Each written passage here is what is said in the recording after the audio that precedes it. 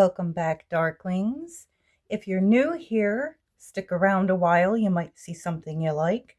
And if you are returning, how are you? I've missed you. And hello again. I'm really excited if you can't tell, because this deck I saw and I knew it was meant for us here on Erie's Witchcraft. We all know that I am a girl's girl, that I am very much a big fan of the divine feminine and all she represents, and all of her fierceness and beauty. Well, I may have found a deck that was given to me by the wonderful, amazing Llewellyn for review that completely fits all we could ask for surrounding the divine feminine and all of the myths that surround her and archetypes. I am so excited and happy to present to you the Feminine Myths Oracle from Anna Novaez. I hope I pronounced that right. But we are going to get right into it because I am so friggin' excited and I can't wait anymore. But a quick thank you to Llewellyn for allowing me the privilege to review this deck. So the box, beautiful box, sturdy. It'll look beautifully on your shelf. I love the art already. Feminine Myths, it says on the sides. And then, of course, we have the back. Oh, wow. I can't wait to dive into these cards. So it says, the song of the goddess has echoed since the beginning of time. Now she is here, in her kaleidoscope expression, to guide you home to your courageous heart. In this boldly illustrated oracle, feminine deities across many cultures have been uniquely reimagined with a surrealist twist to inspire your multifaceted gifts. Receive guidance from these all-seeing, shape-shifting beings who share the mythic stories of ancient Greece, Ireland, Haiti, Yorubaland, Japan, and beyond. Each card's messenger, accompanied by their animal, elemental, celestial, and botanical allies, brings primordial wisdom to help you navigate towards the visions of your soul. Traditional maidens, mothers, and crones, as well as enigmatic heroines and gender-fluid spirits dance through this deck. Celebrate the many faces, bodies, colors of the feminine, while witnessing your own dynamic beauty and divine potential in their reflection. I'm so excited. One thing I like is the diverse cultures, all of them, and standing in their power in the divine feminine and all of the different archetypes of the divine feminine. So it slides off. Same as on the cover. The book, ooh, that's soft. I like it. That is a really good book. Ooh, I like the black. I like the black on the pages. Beautiful. So we'll read some of this after. Ooh.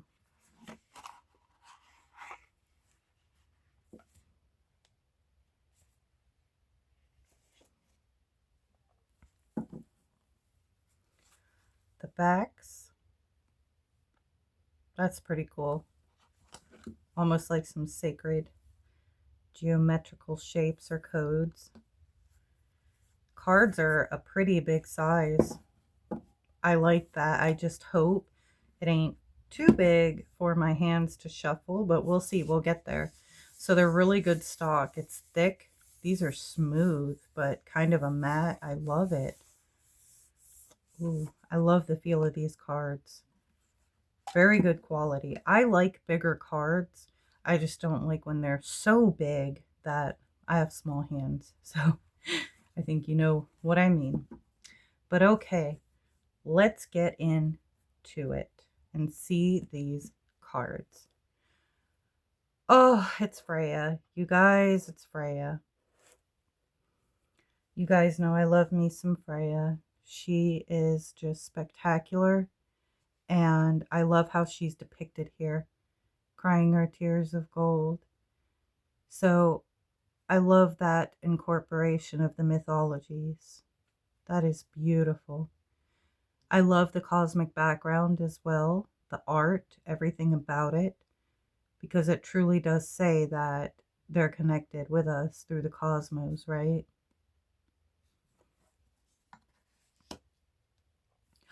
Isis, look how beautiful she is. Oh my. I love that coloring too. With the black, it goes so, so good. It makes it more vivid, more of an experience.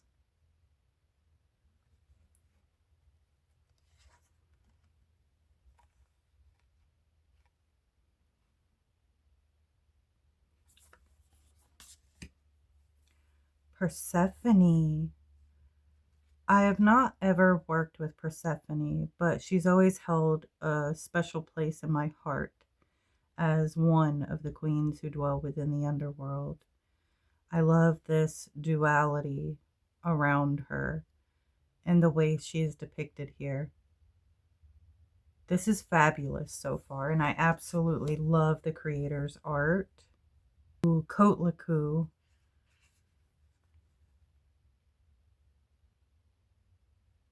I hope I'm pronouncing them right. I love the stars around her. More patterns behind her, the coral snakes. They're transformational, but highly venomous. So to me, it almost seems like she's saying, don't play with my heart, but I don't know the myth behind her. And I guarantee you that they're incorporating symbols of the mythology, which I think is amazing. Oya, look. I love her so much. Wow. Look at her. Standing in her power. Look at that. Very powerful lady. Again, the cosmos. I'm loving that symbology. I'm noticing these in every card though. But Mary Emmon. I like this card. Wow. So gorgeous. So I know this has been out, for a little bit, but I really think that it was perfect for me in this channel to review, completely within our niche and what I stand for, and all the work I've been doing this year with the Divine Feminine. So this is so appropriate and such a beautiful deck. It deserves all of the exposure it could get. Adagina.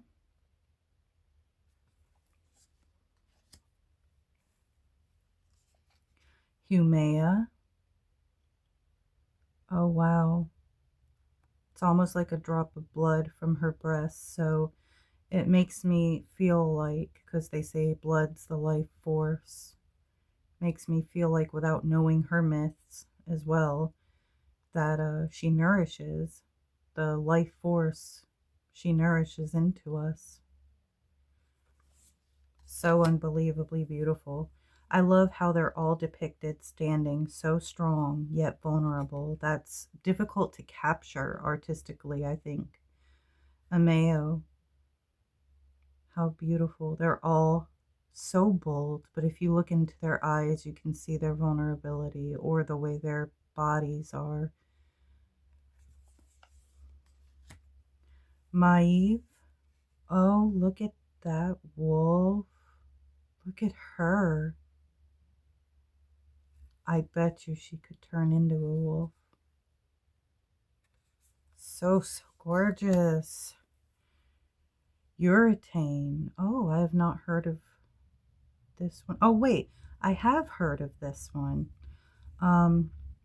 So I believe that Uretane was a hermaphrodite, born both. And because of this, she was afraid to express her femininity because all the other women would make fun of her when she would try to bathe. So she would often bathe alone and hide in shame until a very kind woman reached out to her and said, "Hey, come bathe with me, come bathe with us," and kind of just helped her out in that bond of sisterhood to become stronger in accepting herself. And she rose into her power and embraced who she was, which it's so beautiful because, you know, the divine feminine, it's neither male or female, which we know that if you've been following me for a while.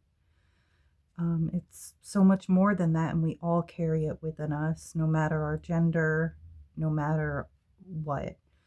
So, if I remember correctly, that was the story, or around about the story behind her. So, I love that she's depicted in this. I do. I think that's amazing and a good way to represent the divine feminine in a sense that sex or gender has nothing to do with it. Mai. Oh, look at those wings. Stunning, stunning, stunning.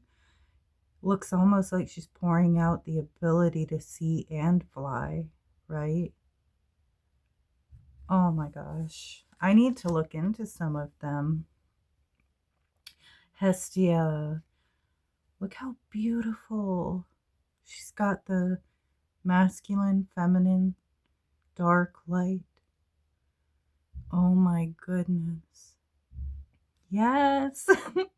I love this card so much. Oh, Sekhmet. Look at Our Lady here.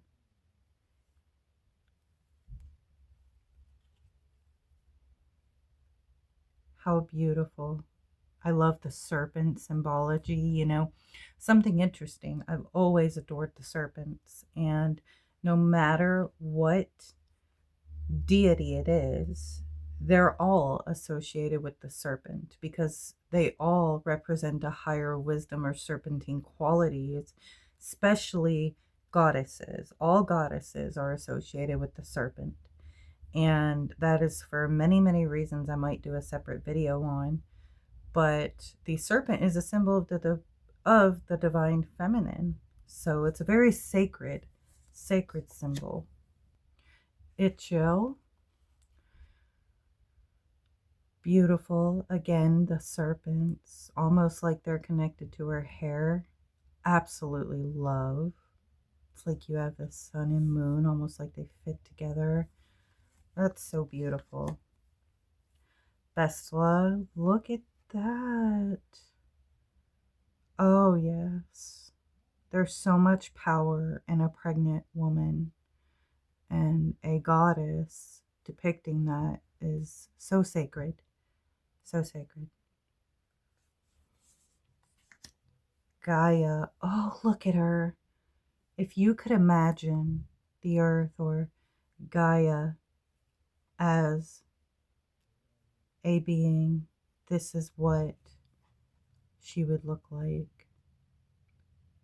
Oh my goodness, giggity. Gets me so excited. This is just such a beautiful deck. Azili Dantor. Ooh, she is stunning. Look at her, how powerful and radiant she is.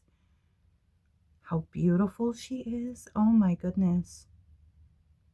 I love her. That's probably another one of my favorite cards in here. Lakshmi. Oh, the lotus. And she has 4 arms, 2 pointing up, 2 pointing down. Ah, oh, that's so symbolic. So symbolic. And beautiful. That's stunning. Atargatis. Oh.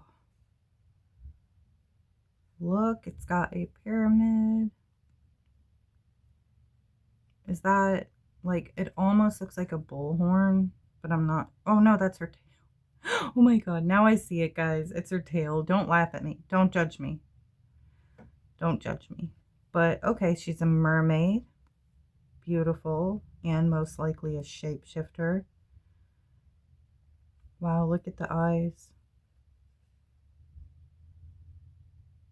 Stunning. Beautiful. Oh, she's Sif. It's Sif, you guys, on the cover and on the book.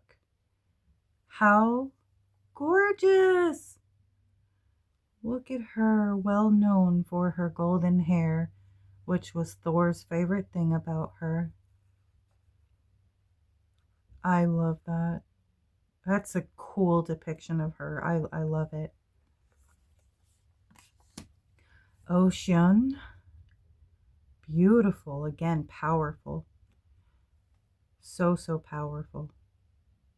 I cannot wait to get more into the books to learn more about this deck and some of these gorgeous ladies. Arianrod. I hope I pronounced that. If not, feel free to correct me in the comments, but beautiful. Look at that wheel behind her. I bet she has something to do with like fates or karma or something like that, or time even, cycles. Gorgeous. Mara. Look. Oh. That's beautiful. She's part serpent. Stunning, stunning. Gola. Ooh. Oh, look at that. So cosmic and celestial and beautiful. I love her in the black and the veil. Atira. Oh my gosh. She looks so amazing. Look how powerful she looks. Standing in her own right there. That's a woman aligned with her divine feminine. Wow. Yamanya. Oh. Trying to see that symbol or perhaps even tattoo on her chest there. Breathtaking. Mama Killa. Ooh, I like this depiction too. I love that so much. The transitions of the moons, the pyramid, also just the way she's depicted. We have Ishtar, one of my favorite ladies.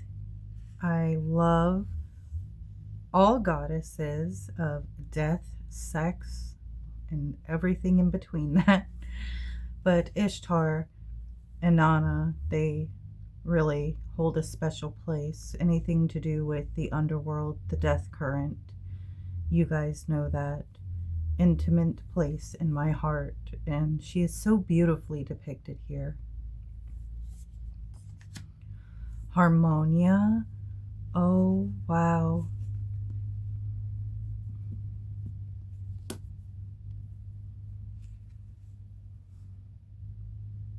Beautiful. So, so beautiful. That light and dark again. I love it because I feel like that divine feminine, you know, the feminine energy, she is both. She is both. She's light and darkness. This deck is so beautiful. The creator has done such an amazing job depicting these. Like, I love goddess decks, but this one I can already tell is gonna hold a special place in my heart. Aya. Oh, beautiful. Look at her. So much wisdom. So much knowledge. I would love to speak to her and obtain all that she knows. Durga. I love that. The multiple arms. That is so telling. And look at the red cloak. So, so amazing. Benton, wow. If you do any divine feminine work at all, I recommend this deck. Definitely. Especially imagine how powerful they'd be on your altar. Baba Yaga. Oh. Wow. I love the way her hair is entwined on the moons and all over. I love it. And I love the nudity because our bodies are not only stunning goddesses, but it depicts vulnerability and a ability to not be ashamed in who we are or who they are. Like, it sets an example for us. That's what I feel ultimately deities are, or archetypes of deities are. So Sedina, I love her headdress. Pisces or Pice. Look how freaking gorgeous she is. She's just feeling it in her energy. Oh my. Guys, I can't wait to read from the book. Artemis. Look at this card. I love it. You see the divine feminine nature in each card. Each card. Morana. Ooh. And you know, some of these ladies I don't think I've heard of, but now I'm interested. And I love obtaining new knowledge about myths I haven't heard of.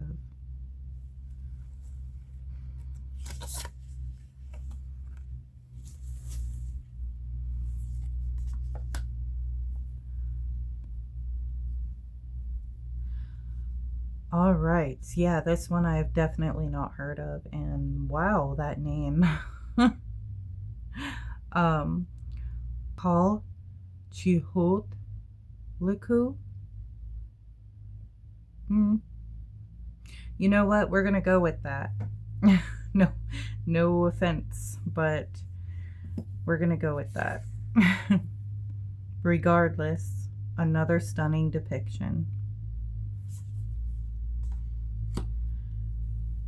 Feronia. Oh, she's so pretty. She reminds me of someone, but I'm not quite sure who. I can't put my finger on it. I am having a little bit of trouble with the cards sticking together. Aphrodite, another one of our girls. Love it. Newt. Another stunning depiction. I love how she is embodying the cosmos. Est Sanatli. Maybe I said that right. Hopefully.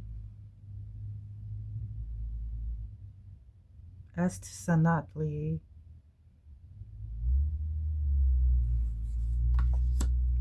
Nukua.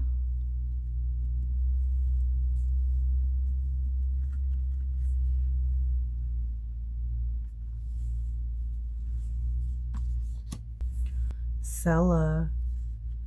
Ooh, look at her. That vulnerability again.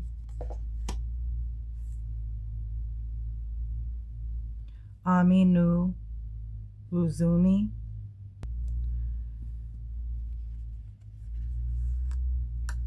Make sure I didn't get two cards there. Hecate. I was wondering when she was going to show up. Our beautiful mother. I love it. Her heads are some of her associations. I'm loving the very real body. It's gorgeous. Neath, look, the crocodile with her. I definitely want to get to know some more of these ladies. I love how the red just sticks out in that. I really love the coloring of this deck. JC. So beautiful. Uranomi. Oh. All right, you guys. Let's see how it'll shuffle for me.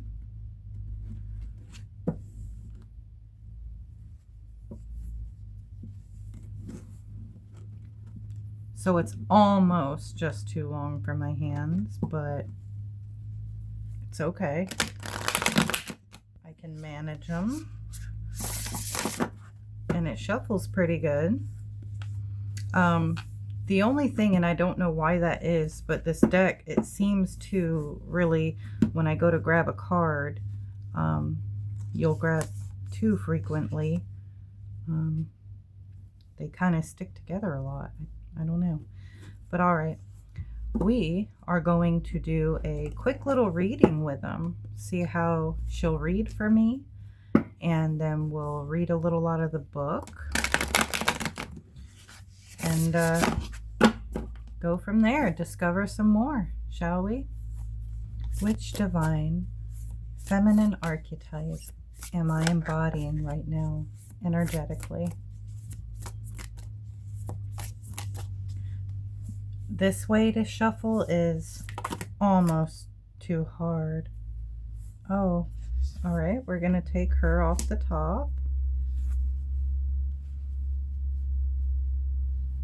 It's funny because filming this, I went to go do that reading a moment ago, and a whole stack fell out and she was on top, but I was like, you know what, I'm gonna reshuffle and ask again.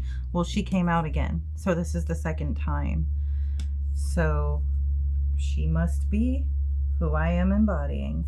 Let's see in the book what it says about a Mayo. I'm interested because this is one I don't know that I've heard of. So it says in the book, Solutions. Ameo speaks. I see all your effort. You are dealing with a lot of worries. You're trying to mend things. Know that I'm here to help you. I grant you strength to seek solutions. This difficult phase will pass. And the message is, sometimes when our mind is very worried, we end up choosing the wrong solutions, which only worsens already bad situations. This is the importance of Ameo's message. It brings us an instant of clarity that illuminates our minds. Ameo offers us a beautiful silence in the ideal moment, healing the mind that seeks for solutions. Ameo is the Amazonian ancestral mother. Okay. She is a powerful protector of her offspring, and she taught her people the arts of civilization. From a relationship with a fish, she had a son who died in her womb, but the child then woke up to the sound of his mother's cry. Oh, that is so cool. So that is why this fish here is depicted in her womb. That is amazing. Okay. Well, I want to ask another question. Is there a goddess in this deck that takes interest? Oh. All right.